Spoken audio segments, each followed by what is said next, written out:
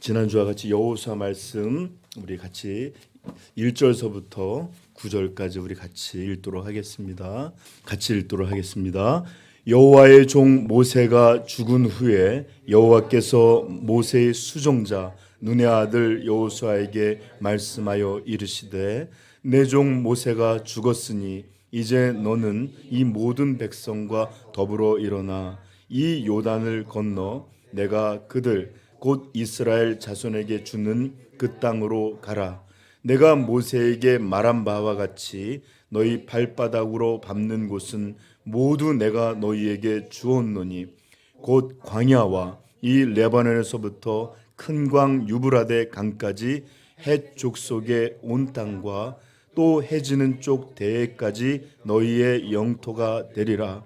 내 평생에 너를 능히 대적할 자가 없으리니 내가 모세와 함께 있었던 것 같이 함께 있을 것임이니라. 내가 너를 떠나지 아니하며 버리지 아니하리니 강하고 담대하라. 너는 내가 그들의 조상에게 맹세하여 그들에게 주리라 한 땅을 이 백성에게 차지하게 하리라. 오직 강하고 극히 담대하여 나의 종 모세가 내게 명령한 그 율법을 다 지켜 행하고 우로나 좌우로나 치우치지 말라. 그리하면 어디를 가든지 형통하리니 이 율법책을 내 입에서 떠나지 말게 하며 주야로 그것을 묵상하여 그 안에 기록된 대로 다 지켜 행하라. 그리하면 내 길이 평탄하게 될 것이며 내가 형통하리라. 내가 내게 명령한 것이 아니냐. 강하고 담대하라. 두려워하지 말며 놀라지 말라. 내가 어디로 가든지 내 하나님 여호와가 너와 함께 하느니라 하시니라. 아멘. 자, 우리는 지난주에 여호수아 1장의 초반부 말씀들을 살펴봤습니다. 그리고 우리는 1절서부터 9절 이 말씀 속에 유난히 하나님께서 너는 강하고 담대하라 이런 말씀을 계속 거듭하시는 것을 우리는 보았습니다. 때로는 극히 담대하라. 내가 명령한 것이 아니냐 이런 말까지 하면서 그런 말들이 반복되고 있습니다. 우리는 이런 말씀을 통해 지금 여호수아가 몹시 불안해하고 두려운 마음들이 있었던 것을 역으로 짐작할 수 있게 합니다. 그죠? 왜 그렇지 않았겠어요? 그렇죠? 우리 학생들도 물론 이제 학교를 새로 올라가면 좋지만 중학교 가면 어떤 친구를 만날까? 선생님은 좋을까? 나는 또 잘 쫓아갈 이런 불안이 있을 수 있어요. 우리 이사 한번 하는 것도 그렇고 모든 것이 그렇습니다. 자, 그런데 오늘 여호수아는 어떤 상황이었냐? 40년간 이스라엘을 이끌던 위대한 하나님의 종으로서 이 민족을 이끌던 지도자 모세가 죽었습니다. 항상 자신들을 눈앞에서 이끌 것 같은 이가 가나안에 들어가지 못하고 그 땅을 바라보면서 죽어졌어요. 그리고 이제 이스라엘은 하나님의 명령을 따라 요단강이라는 강을 건너서 하나님이 정복하라, 그 땅을 차지하라 하는 이 가나안으로 들어가야 했는데 그 땅에 들어가서 그들은 전쟁을 치르는 이런 일을 해야만 했습니다. 그러나 그곳은 그들이 한 번도 가본 적도 없고 알지도 못하고 또 정말 어떤 곳인지를 모르는 그런 미지의 땅이었습니다. 바로 이렇게 막 이스라엘의 이 역사가 몹시도 급하고 빠르게 흐르는 이때에 하나님께서는 여호수아를 불러 모세를 대신한 지도자로 그를 삼으시고 이 하나님의 백성 이스라엘의 앞에 서서 그들을 이끌고 생과 사를 가르는 전쟁, 천 민족의 운명이 어쩌면 사그라질 수도 있는 무서운 전쟁을 치러야 하는 일을 위하여 그를 부른 것입니다. 그러니 우리가 지난주에 설명했던 것처럼 모세를 대신하여 새롭게 지도자가 된 이 여호수아의 마음이 어떠한지, 그죠? 알기가 어렵지 않을 것입니다. 또 왜 하나님은 그렇게 이 짧은 구절에 너는 강하고 담대하라, 두려워하지 말라, 이런 말씀으로 그렇게 거듭 말씀해 주시는지 우리는 아마 이해할 수 있게 됩니다. 여러분, 저는 오늘 이 본문 속 이 여호수아가 갖고 있는 마음, 그 상황, 이런 모든 것이 오늘 이 시대, 이 세대에서 하나님의 사람으로, 믿음의 길로, 하나님의 나라의 백성으로 부름받은 모든 우리 그리스도인들의 마음과 같지 아니한가, 그런 생각이 듭니다. 여러분 아시지만 이 세대는 하나님을 알지 못합니다. 시편 10편 4절에 악인은 그의 교만한 얼굴로 말하기를 여호와께서 이를 아니하신다, 심판이 어디 있느냐 하며 그의 모든 사상에 하나님이 없다 하나이다. 여러분, 제가 젊은 나이에 신앙생활 할 때는 하나님 믿는 것에 대해서 꽤 열심히 있는 사람도 있었지만 세상은 그런 것들에 대해서 무관심했어요. 철저히 외면했습니다. 그러나 우리 청년들, 그다음에 우리 중고등부, 그리고 요즘 우리 현실 시대에는 이제 시간이 점점 말세가 다가올수록 하나님 믿는 것에 대해서 외면하고 또 무관심하는 것에서 지나서 이제는 적대적이 되는 신앙생활을 하는 것이 어렵고 사람들한테 미움이 되고, 그런 사람들을 되게 이렇게 적대적으로 대하는 이런 시대로 접어들고 있습니다. 대부분의 사람은 안 그러지만 제가 뭐 하시는 분이 목사님이다 그러면 아예 얼굴이 싹 보이는 그런 분들도 계세요. 이제 여러분들이 성장해서 하나님의 백성들을 살 시대에는 더 이런 문제들이, 더 환경이 적대적으로 될 것입니다. 그런데 말입니다, 이런 시대에 우리 그리스도인들은 땅 끝까지 이르러 복음을 전하라라는 명령을 받았습니다. 모든 족속으로 제자를 삼고 또 하나님의 나라가 확장되라는 이런 명령, 사명을 받은 사람들입니다. 여러분, 지금 이 이스라엘 사람들은 나이가 많은 사람이라 봐야 40밖에 안 되는데 왜 그런 일이 있었냐? 아버지 세대들이 가나안에 가서 미리 그곳을 탐지하고 와라 했더니 그 사람들이 와서 어떤 이야기를 했느냐? 그곳은 힘센 거인들이 가득한 땅입니다. 그들의 숫자는 우리보다 많으며 성읍은 단단하고 견고합니다. 그리고 그곳은 사람을 삼키는 무서운 땅입니다. 그러니 우리는 우리가 보기에도 메뚜기 같고 이제 우리는 다 죽었습니다. 이렇게 이 땅을 가나안에 대해서 폄하했듯이 바로 우리가 그런 말을 들은 이스라엘은 전부 다 막 그날 믿지 않고, 하나님을 믿지 않고 여호수아와 갈렙만 아니라 하나님 우리에게 주신다 이렇게 믿으면 나머지 백성 믿지 않고 다 죽게 되었다. 이럴 때 하나님은 믿지 아니하는 이들을 광야에서 40년간 죽게 하시고 어린 백성들, 그들의 자녀들만 다시 가나안에 들어가도록 하시는 일을 행하셨습니다.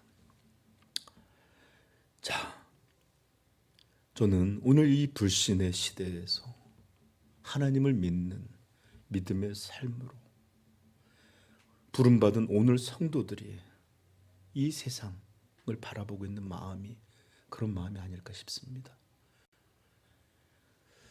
하나님을 모르는 이 세대들, 마치 불신이 정상인 것처럼 이 불신의 땅에서 믿음을 위해 싸우고 복음을 전하고 하나님이 다스리는 하나님의 나라가 되게 하라는 이 명령을 받은 우리들은 마치 가나안 땅을 정복하도록 명을 받은 그런 여호수아와 같지 않겠습니까? 그런데 우리 그리스도인들은 이 말씀이 옳다는 거 알아요. 그렇게 믿음으로 살아야 된다는 것. 그 말씀대로 살고 싶고 그 말씀대로 따르고 싶어요. 그런데도 세상을 바라보면 우리가 넘지 못할, 이기지 못하고 정복하지 못할 그런 가난한, 아까 그 나쁘게 말했던 그런 사람들이 위축된 마음과 같은 마음이 들 때도 있고, 세상과 믿음의 싸움을 벌여야 된다는 게 마치 거대한 안악 족속들과 전쟁을 벌이는 것처럼 불안과 두려움이 있습니다. 이런 두려움을 우리는 어떻게 표현하니? 현실이요, 목사님, 현실이. 현실이란 거인들로 다가옵니다. 목사님, 경제적인 현실이, 교육의 현실이, 살아가는 현실이, 수많은 현실의 이름으로 이렇게 세상을 바라볼 때 그들은 거인이에요. 견고하고 단단한 성이에요. 넘지 못하고 이기지 못할 그럴 땅과 같습니다. 그러므로 오늘 이 시대에 하나님의 이름으로 그분의 영광을 나타내는 사람들로 부름받은 우리 그리스도인들은 오늘 가나안을 앞둔 여호수아의 마음과 거의 같을 줄 믿습니다. 여러분, 누가 부인하겠어요? 믿음으로 사는 거, 믿음으로 살아야 되고, 우리는 세상의 방식이 아니라 하나님 나라의 방식으로 살아야 되고, 세상의 가치가 아니라 하나님 나라의 가치로 살아야 된다는 거 누구든 모르겠어요. 이거 다 옳다 합니다. 그러나 우리가 살아가는 현실은,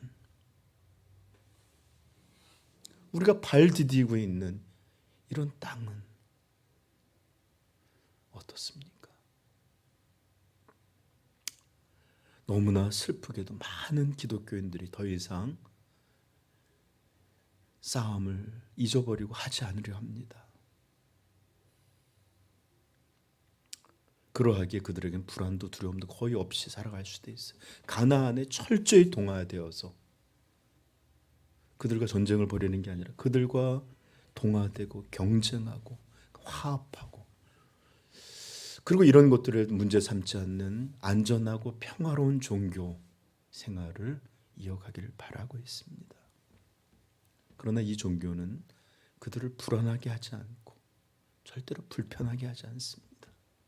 더 나아가 가나안의 풍습, 가나안의 가치, 가나안의 모든 것을 따르면서도 하나님의 도우심을 기쁘게 구하면서도 문제의식을 갖지 못하는, 이게 바로 오늘 현대 기독교의 현실이 아닐까 생각합니다. 싸움을 잊은 백성들. 그러나 또 이런 가운데서도 하나님의 부르심, 그분의 명령, 이것들을 잊지 못하고 근심하고 싸워야 하는데 하는 마음의 소리를 들음으로 인해 탄식하는 그런 하나님의 백성들도 있습니다. 저는 우리 삼위영광교회 모든 지체들이 지금 이런 모습이라 믿고 있습니다. 그러나 이런 마음의 소리를 들어도 여전히 세상이란 거대한 이 거인들의 땅은 우리가 쉽게 접근하지 못할 것처럼 두려움을 주는 것이 사실입니다. 하나님의 말씀을 따라서 신앙을 위해 살고 믿음의 싸움을 싸우고 또 그렇게 하나님의 나라를 위해서 살고 싶지만 항상 자신의 초라함, 약함, 무능을 바라보면서 그저 마음으로 탄식하면서 그렇게 또 허덕이는 그런 백성도 있는 줄 믿습니다. 저는 오늘 이 시대에 여호수아들에게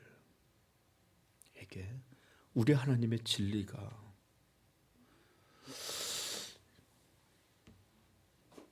바로 성경 본문 속 여호수아를 강하게 담대하게 전사로 바꾸셨던 하나님의 이 방식이, 이 진리가 오늘 우리 시대의 여호수아를 다시 한번 강하고 담대한 사람들로 변화시켜 주시기를 간절히 소망합니다. 그러므로 우리는 어떻게 이 불신의 가나안에서 전쟁을 벌이고 승리할 수 있는지 본문을 통해서 좀 배워야 할 줄로 믿습니다. 그리고 이 말씀이 오늘 여전히 두려움에 있는, 불안 안에 있는 여호수아에게도 동일한 승리를 주시는 그런 하나님의 말씀 되기를 축복합니다. 네. 자, 그렇다면 걱정과 근심, 더 나아가서 불안과 두려움에 휘청이던 여호수아를 강하고 담대하게 만드신 하나님의 방식은 무엇이었습니까? 네, 하나님께서는 여호수아에게 내가 하나님의 군대를 너에게 보내주겠다라고 군대를 주신 것도 아니에요. 내가 한 번만 휘둘르면 수백 명을 죽일 수도 있는 그런 무기들과 어떤 것도 뚫을 수 없는 무장을 너에게 허락해 주겠다, 이러면서 그에게 입힌 것도 아니에요. 또는 사람을 휘어잡아서 네가 말하는 대로 모든 것을 움직일 수 있는, 특별히 지휘할 수 있는 능력을 너에게 더할 것이다, 이렇게 말씀하신 것도 아니었어요. 하나님이 그를 담대하게 하신 것 무엇이었습니까? 그것은 오직 말씀이었습니다. 말씀, 하나님의 말씀. 그래서 오늘은 여러분들 하나님의 말씀이 어떤 말씀이 그를 강하고 담대한 전사로 일어서게 했는지를 살펴보려고 합니다. 자, 먼저 하나님이 주신 첫 번째 그분의 말씀은 사명에 대한 말씀이었어요. 사명에 대한. 2절 한번 읽어볼까요? 시작. 내 종 모세가 죽었으니 이제 너는 이 모든 백성과 더불어 일어나 이 요단을 건너 내가 그들 곧 이스라엘 자손에게 주는 그 땅으로 가라. 아멘. 그에게 무엇을 해야 될지 분명하게 들려주셨습니다. 여러분, 우리 성도는 이 땅에서 믿음으로 살아가고 또 믿음의 싸움을 싸우고 그것에 승리하기 위해서 어떤 것이 필요하나? 절대적으로 사명이 필요합니다. 사명. 내가 무엇을 위해서 태어났고 무엇을 위해서 살아야 하는지 모르는 사람은 절대 믿음의 길을 걸을 수 없습니다. 내가 달려갈 길, 내가 죽는다 할지라도 시간을 드리고 물질을 드리고 청춘을 드리고 모든 것을 드린다 할지라도 기뻐할 수 있는 그 길, 그거를 아는 사람이 곧 믿음의 길을 달려갈 수 있습니다. 많은 사람들이 이렇게 나는 내가 좋아하는 것을 하고 싶어요. 내가 원하는 것, 바라는 것, 내가 계획하는 것, 이런 것들을 꿈꾸고 살아가요. 그러나 여러분들, 이런 것은 하나님에게서부터 온 것이 아니라면 하나님 없는 그런 삶을 꿈꾸는 것에 지나지 않습니다. 자기 만족의 삶이에요. 그리고 이렇게 하나님 없는 삶은 반드시 무너질 수밖에 없습니다. 그러므로 나의 인생은 무엇을 위해 창조되었고 나는 어떤 곳으로 향해 달려가야 될지를 아는 성도들이길 축복합니다. 그것은 어디서 올까요? 하나님의 말씀을 볼 때 알게 됩니다. 그러므로 여러분들, 하나님 말씀을 꾸준히 가까이 하지 못하는 자들은 그저 한번 사람들이 이렇게 하면 이쪽으로 움직이고 또 저렇게 말하면 절로 움직이고 왔다 갔다 해요. 그러나 저 좀 보세요. 모든 바다에 배가 떠 있지만 난파된 배는 물결에 따라 바람에 따라 흔들려가서 정말로 항해하는 바는 파도가 있든 바람이 불든 가야 할 곳으로 가게 됩니다. 그래서 이런 분명한 인생의 사명을 깨닫게 되기를 축복합니다. 자, 그렇다면 우리 여기서 잠시만 우리를 각자의 사명이 어떤 것인지 선명히 아는 사람은 이렇게 다 다를 수 있어요. 그렇지만 그런 사명으로 이끄는 우리의 인생 목적은 어떤 것이어야 될까? 성경은 그것을 무엇으로 말하는지 여러분한테 들려줄 텐데, 자, 이사야서 43장 6절을 한번 찾아보십시다.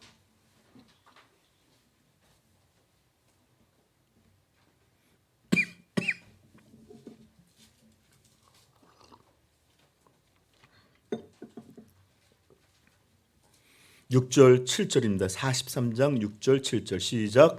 내가 북쪽에게 이르기를 내놓으라, 남쪽에게 이르기를 가두어 두지 말라. 내 아들들을 먼 곳에서 이끌며 내 딸들을 땅 끝에서 오게 하며 내 이름으로 불려지는 모든 자 곧 내가 내 영광을 위하여 창조한 자를 오게 하라. 내가 지었고 그를 내가 만들었느니라. 아멘. 자, 하나님은 그분의 백성을 무엇을 위해 창조했다고요? 내 영광을 위하여 창조한 자들이라고 말합니다. 내 영광을 위하여 창조된 자들. 아니, 하나님의 영광을 위해 살면 내 인생은 뭐야? 이렇게 생각할 수 있지만 여러분, 이거 조금 좀 단단한 음식이라, 그러나 나중에 알게 돼요. 하나님의 영광을 위해서 창조되었다는 것, 이것보다 더 복된 것은 없구나. 이런 것들을 여러분 알게 되기를 축복합니다. 우리 어렸을 때 웨스터민스터 소요리문답이나 교리문답을 보면 어렸을 때 하나님이 왜 우리를 창조하셨지 뭐 이러든지 사람의 제일 되는 목적이 무엇이지 물으면 뭐라 그랬죠? 다 하나님의 영광이요. 애들이 그냥 뭘 물어도 다 하나님의 영광이요 할 때가 있었습니다. 사람의 제일 되는 목적은 무엇인가? 웨스트민스터 소요리 문답은 이렇게 답합니다. 사람의 제일 되는 목적은 하나님을 영화롭게 하는 것과 영원토록 그를 즐거워하는 것입니다. 이게 사람의 제일 되는 목적이에요.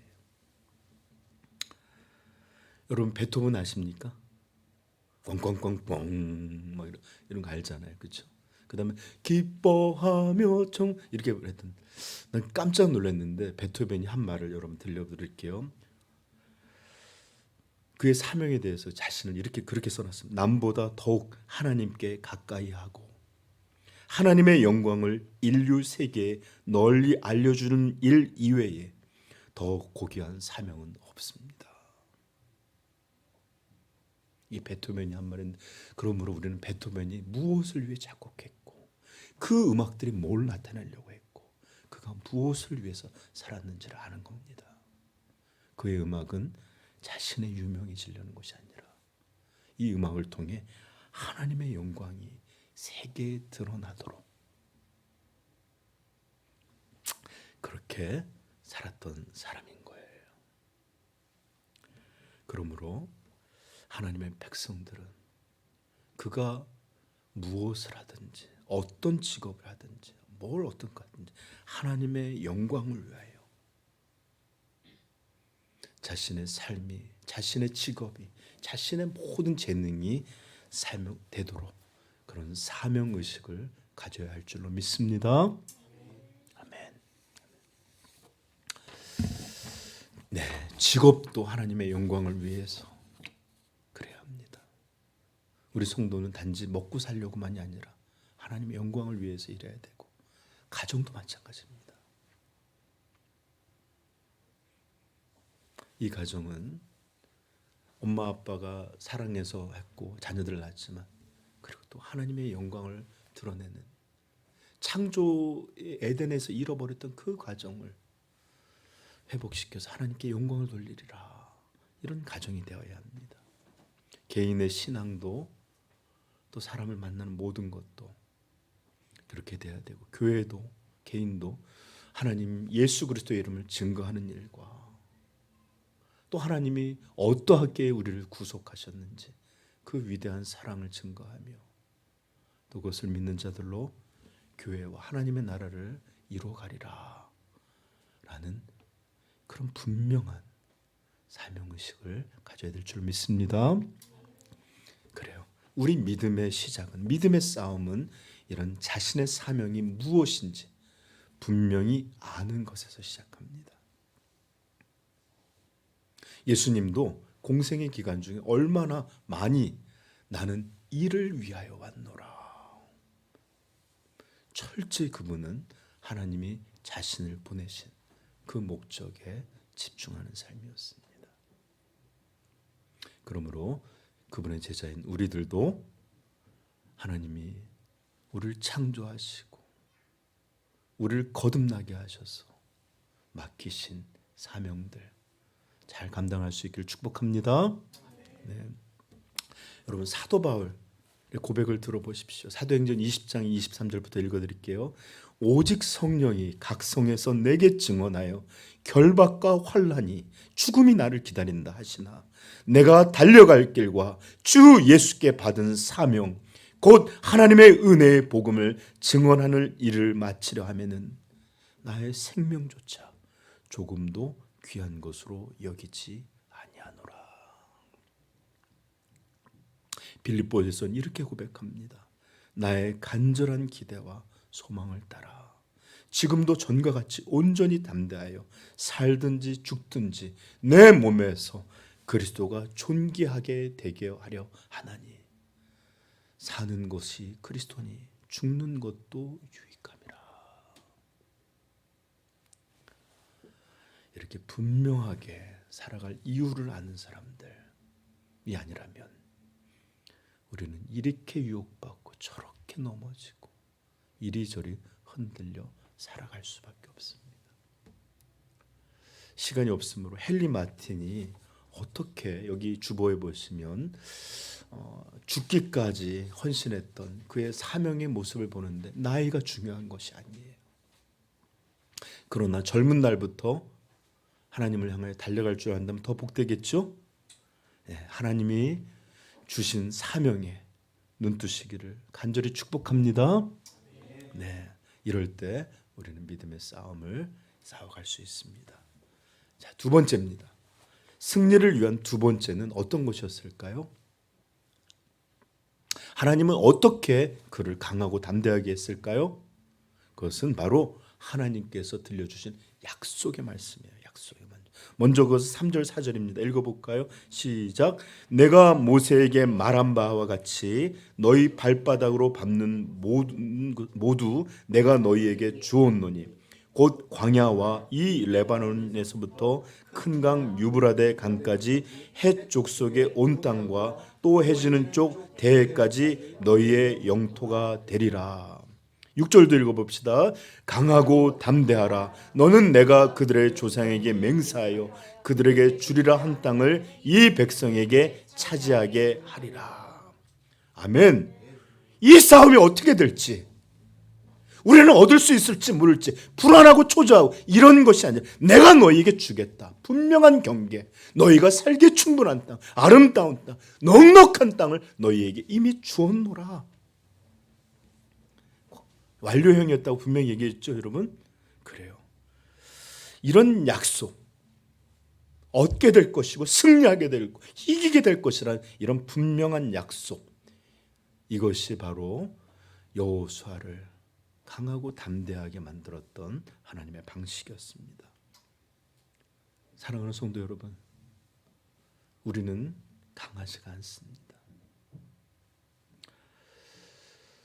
비록 하나님의 사명이, 나를 향한 사명이 무엇인지 선명히 안다 해도 우리는 쉽게 흔들리고 쉽게 넘어집니다. 여러분의 목사가 그래요. 사역자가 교회를 세우고 이끌고 복음으로 전하고 여러분들을 양육한 분명한 사명이 있음에도 희청입니다. 넘어지기가 잦습니다. 제가 전에도 얘기했죠.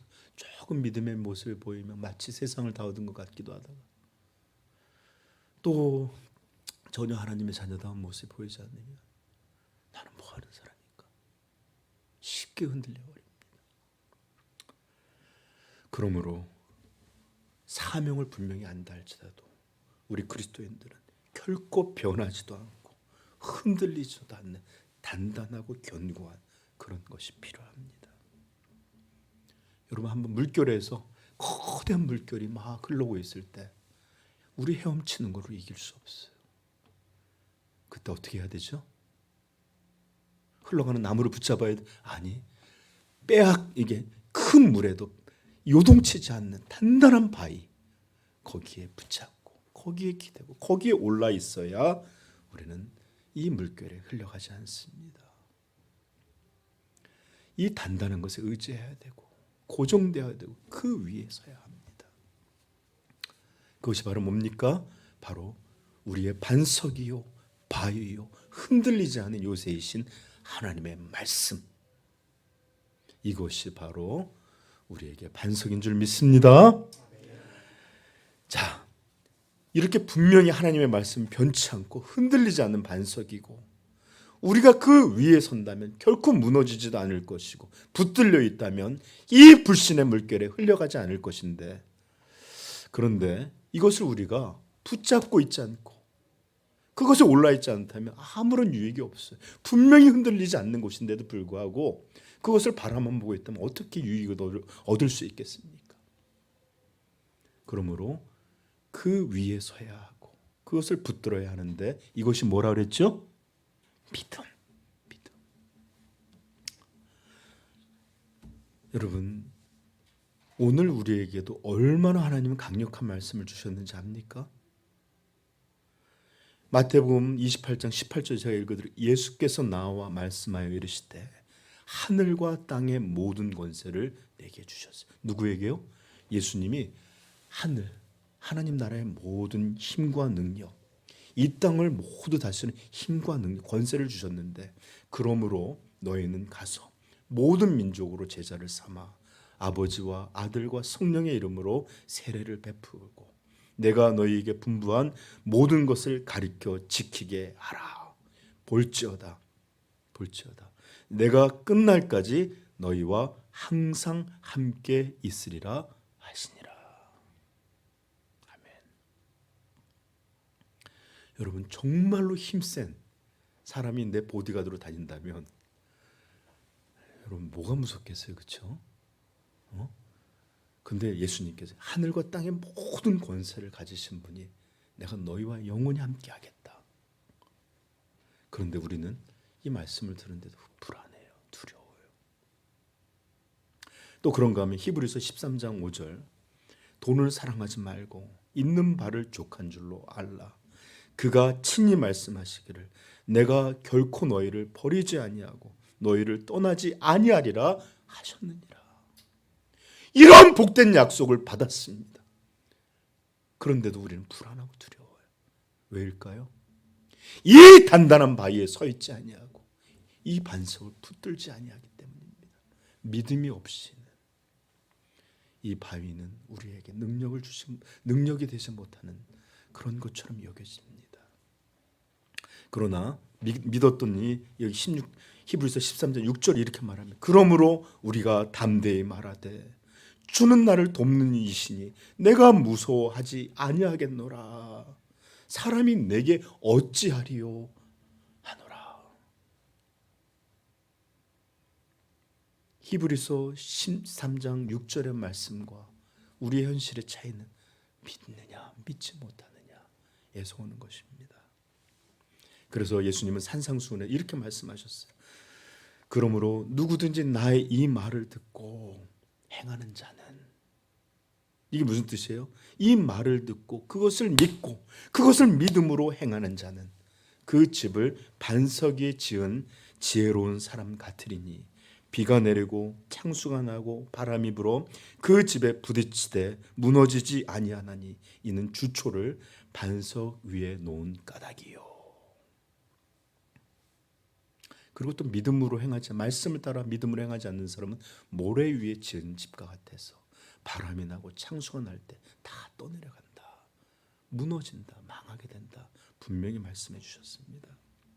그러므로 사랑하는 성도 여러분, 이렇게 우리에게 약속하신 승리의 약속을, 하나님의 말씀을 여러분 들으시고 그것이 나를 향한 분명한 하나님의 약속인 줄 믿으시고 이 말씀을 붙드시기를 간절히 축복합니다.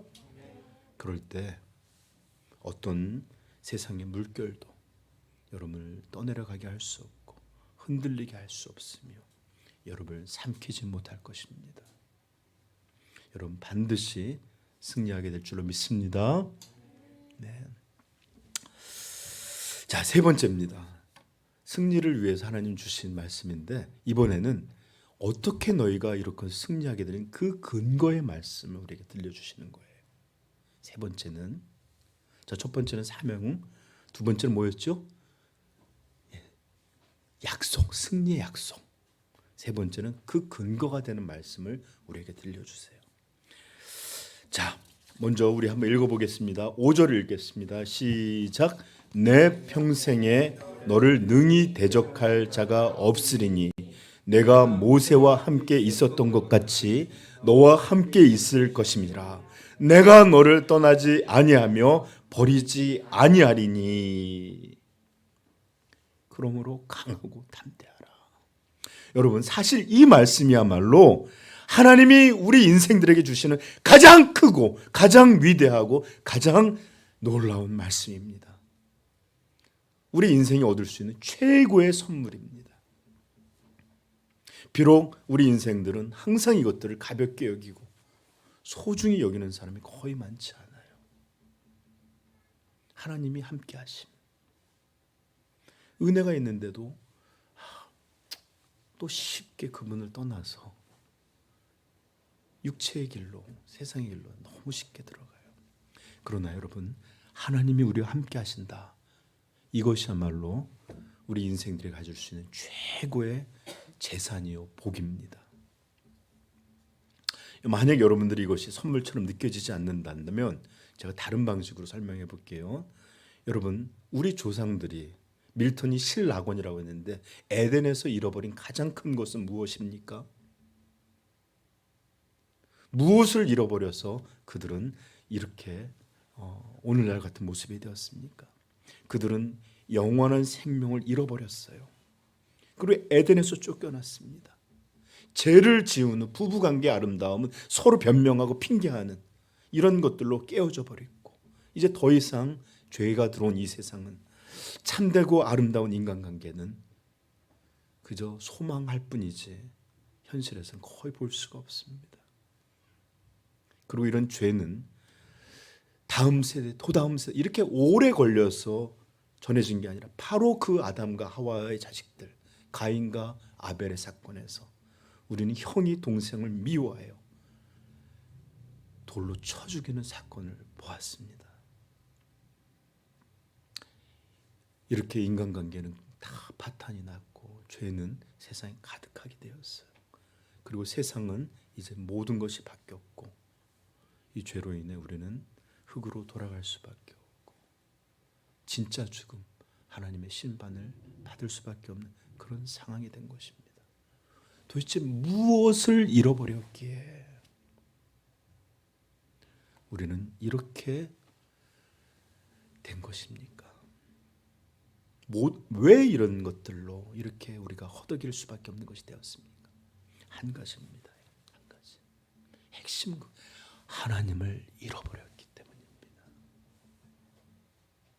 하나님을 잃어버린 것이 이 모든 것의 원인입니다. 그분을 잃어버렸기에 인류는 이 비극과 저주의 삶을 살아갈 수밖에 없습니다. 여러분들 어린 자녀들이 태어난다 할지라도 여러분들의 자녀도 또 그렇게 살아갈 수밖에 없어요. 이것이 바로 하나님을 잃어버린 사람들의 현실입니다. 실낙원, 그것은 에덴이란 땅을 잃어버린 게 아니에요. 그들을 온전하게 하시던 하나님을 잃어버린 것, 이게 낙원을 잃어버린 것입니다. 여러분 생각해 보시죠. 왜 그렇게 찬송의 구원에 대한 찬송이 많습니까? 왜 많은 사람들이 그것을 그렇게 기쁨으로 노래하고 있습니까? 그것은 이 구원이 예수 그리스도의 죽으심으로 우리의 죄가 용서받게 되었던 것뿐만 아니라 하나님과 화목하게 되었던, 화목하게 만드신 그런 놀라운 하나님의 은혜였기 때문에 그렇게 찬송하는 것입니다. 로마서 5장 8절 한번 찾아볼까요?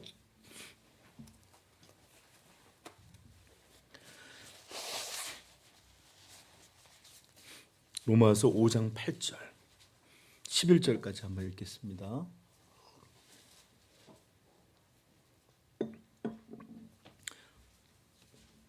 읽겠습니다. 우리가 아직 죄인 되었을 때에 그리스도께서 우리를 위하여 죽으심으로 하나님께서 우리에 대한 자기의 사랑을 확증하셨느니라.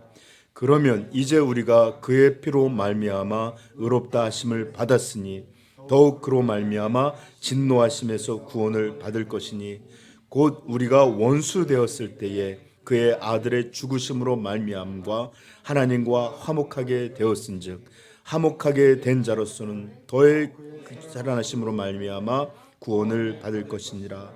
그뿐 아니라 이제 우리로 화목하게 하신 우리 주 예수 그리스도로 말미암아 하나님 안에서 또한 즐거워하느니라.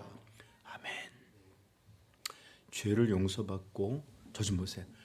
하나님과 원수되었던 이것이 깨어지고 하나님과 화목하게 된, 하나님과 함께할 수 있게 된 이것을 찬미하고 있는 것입니다. 구원의 목적이 바로 이것이에요. 에덴에서 잃어버렸던 하나님, 이 하나님과 다시 만나고 연합되고 하나 될 수 있게 하신, 그래서 우리가 구원을 그렇게 찬송하는 것입니다. 여러분, 하나님께서 가브리엘 천사를 통해서 예수님이 이 땅을 보내실 걸 말하면서 그의 이름을 뭐라고 들려주신지 압니까? 그의 이름은 보라, 처녀가 잉타하여 아들을 낳을 것이요 그의 이름은 임마누엘이라 하리라. 이름을 번역한즉 하나님이 우리와 함께 계신다 함이라. 아멘.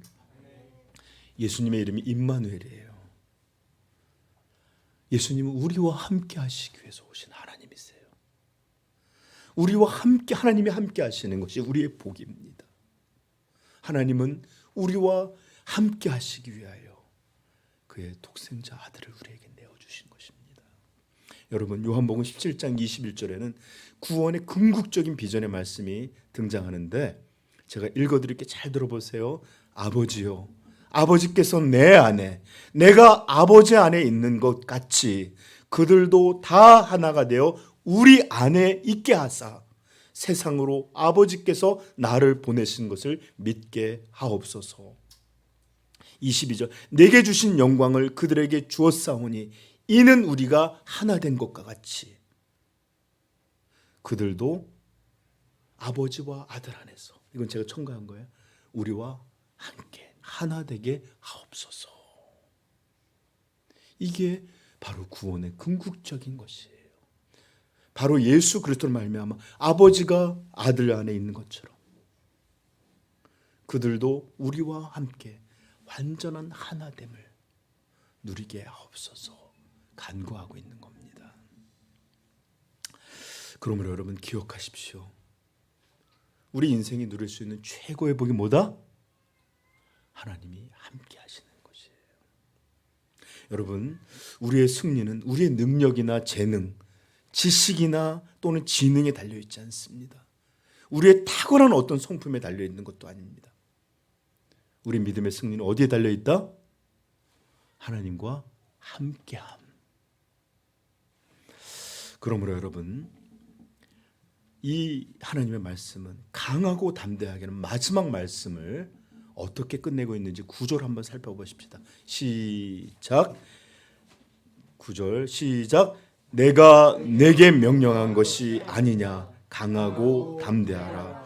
두려워하지 말며 놀라지 말라. 내가 어디로 가든지 내 하나님 여호와가 너와 함께 하느니라 하시니라. 아멘. 이게 하나님의 최고의 약속이었어. 그 약속을 믿었던 여호수아 어떻게 됐죠? 우리 지난번에 살펴봤지만 10절 11절 한번 다시 한번 읽어봅시다. 시작. 이에 여호수아가 그 백성의 관리들에게 명령하여 이르되 진중에 두루 다니며 그 백성에게 명령하여 이르기를 양식을 준비하라. 사흘 안에 너희가 이 요단을 건너 너희의 하나님 여호와께서 너희에게 주사 차지하게 하시는 땅을 차지하기 위하여 들어갈 것임이니라 하라. 아멘. 더 이상 불안과 두려움에 떠는 사람은 보이지 않습니다. 오직 강하고 담대하여 힘있게 이제 준비하라. 우리가 차지하게 될 것이다. 건너가자. 이렇게 외치는 강하고 담대한 사람이 보입니다. 여러분 동일합니다. 우리도 우리와 영원히 함께 하시겠다고 약속하셨을 뿐만 아니라 믿는 자들에게 주신 성령은 결코 우리를 떠나지 않습니다. 그러므로 이제 우리가 믿음으로 이런 하나님의 말씀을 믿을 때 우리도 여호수아 같이 힘있게 일어날 줄로 믿습니다. 그러므로 여러분 이제 말씀을 마치면서 하나님, 나는 무엇을 위해서 살아야 합니까? 무엇을 위해서 내 젊음과 인생을 드려야 될지 분명한 사명을 알게 하옵소서. 기도하시고 또 하나님 이것을 이루도록 약속하신 하나님의 분명한 약속들 믿음으로 붙들게 하여 주시고 또 이 승리에 대한 분명한 근거가 되시는 우리 인생의 가장 중요한 말씀, 내가 너와 함께하리라 하는 하나님의 말씀의 영광과 위력, 이것을 알게 하옵소서. 그렇게 될 때 우리는 불신의 땅에서 믿음의 승리를 거두고 이 승리는 어떻게 연약한 인생들에게 하나님은 위대한 승리를 허락하시는지 하나님의 영광과 그분의 이름을 나타내는 분명한 하나님의 사람들로 드러나게 될 줄로 믿습니다. 그러므로 여러분들 부디 하나님의 말씀을 굳건히 믿고 흔들리지 마시기를 축복합니다. 기도하겠습니다.